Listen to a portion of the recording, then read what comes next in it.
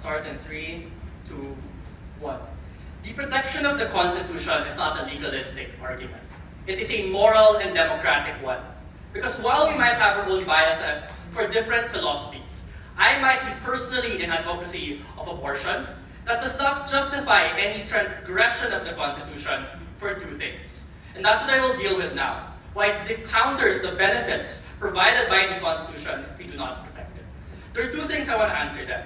The first is, if the Constitution prohibits this, which they don't rebut by the way, or should we follow it despite the potential quote-unquote pragmatic benefits of not following it? But secondly, independent of whether or not the Constitution prohibits this, is this actually beneficial? Firstly, why should we follow the Constitution? And I find it quite silly that I have to explain this. But the first premise here, Your Excellencies, is that no one has a monopoly of the truth.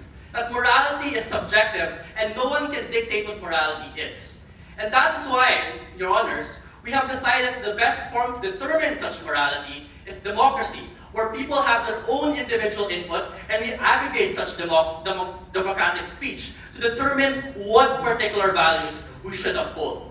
And given that even the affirmative bench has never defined when life begins, we simply submit that given that there's no certainty or truth to this answer, we must leave it up for the people to decide. And we humbly submit then, Your Honors, that the most purest expression of such will that aggregated what the Filipino people believe is the Constitution.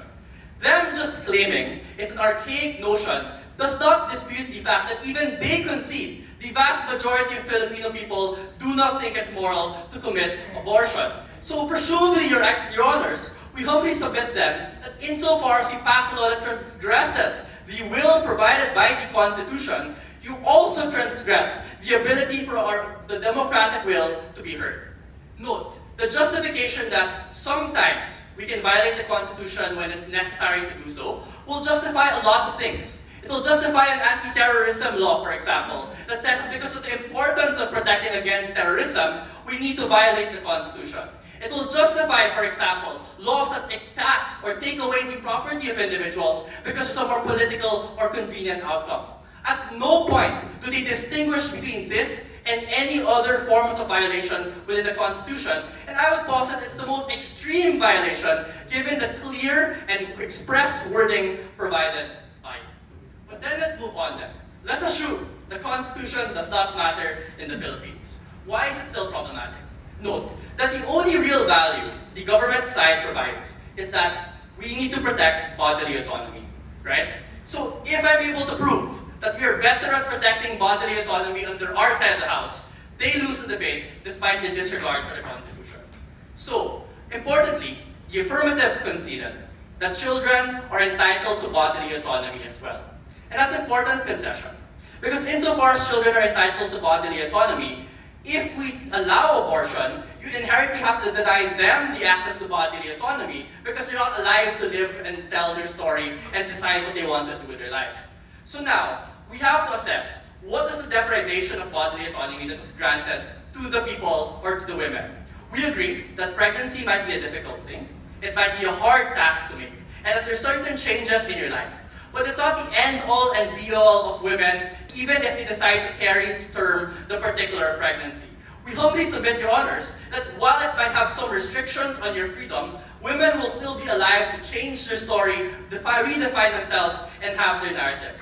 That protection is not given to children who are deprived from the very get-go of any chance to define themselves. And thus, Your Honors, we submit that when you're balancing a total depredation of bodily autonomy with a limited depredation of bodily autonomy, the choice is clear that you have to allow the life to live term.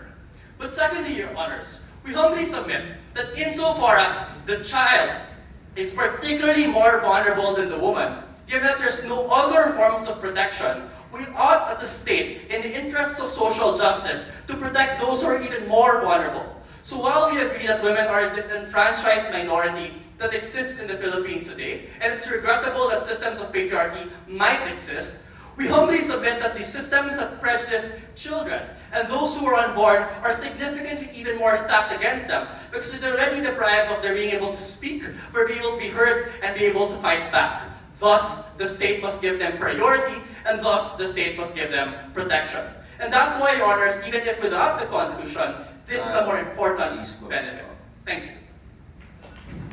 Thank you, Second Speaker of the Opposition. We will